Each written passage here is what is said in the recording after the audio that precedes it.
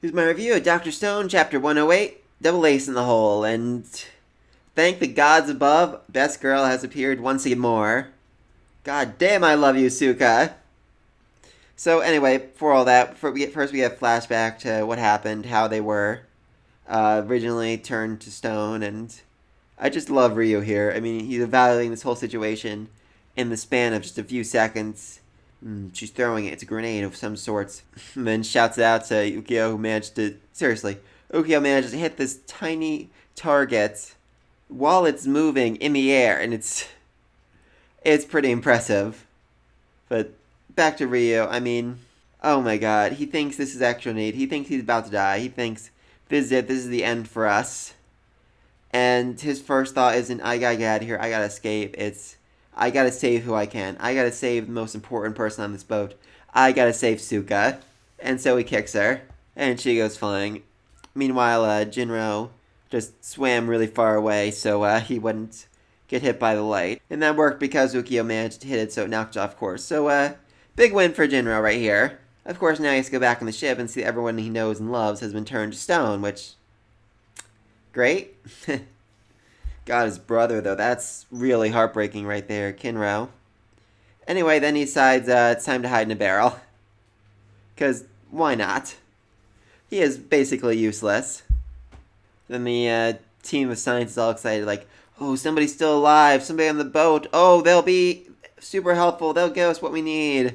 And then they see it's Ginro, and they all just start crying in despair. It's absolutely hilarious. And then they rank them as using gacha game standards.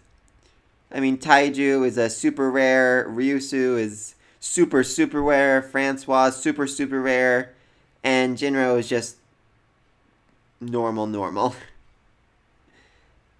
And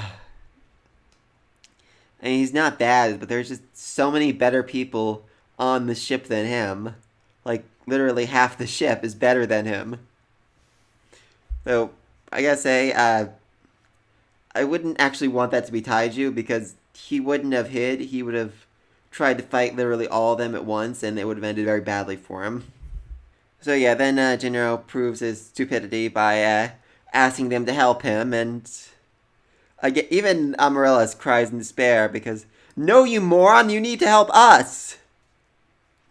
And then we get the most terrifying panel in this entire chapter of the old man looking into the barrel. Which, yeah, that's freaking terrifying. I mean, look at those freaking eyes of his.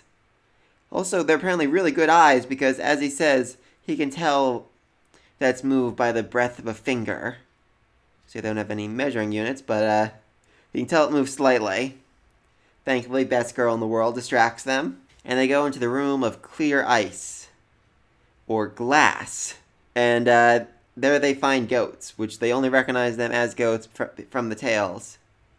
And a bunch of rare fruits and vegetables, some they've never even seen before.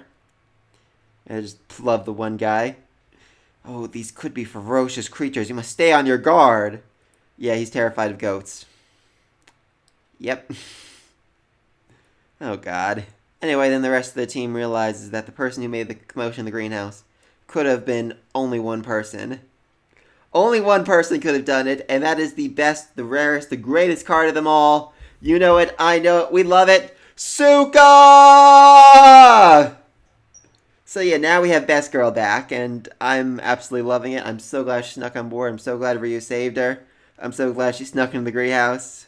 Her attribute is Infiltration. Take a peek at all game cards at any point, which that defines her so well. I mean, she's literally a spy. She's done it. That was literally the first thing she did in the series.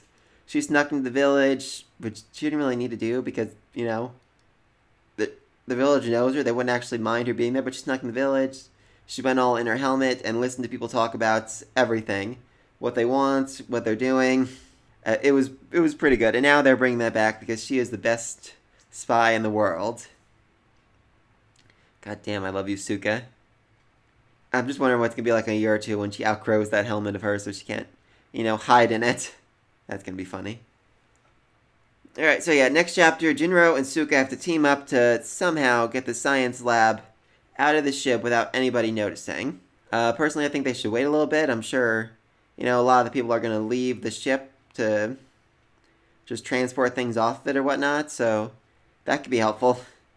They're just waiting, but I don't think that's what they're going to do. I think it's going to be Suka making a big distraction and Jinro just getting it out somehow.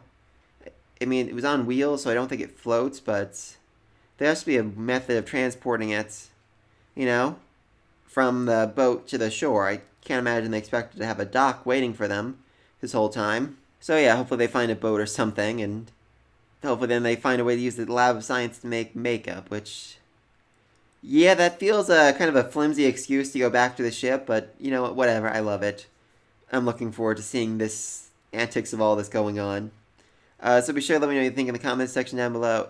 Is Suka really best girl? And if you disagree, please unsubscribe from this channel right now and delete your YouTube account because you are a terrible human being. Anyway, be sure to like, subscribe, and until next time, Peace.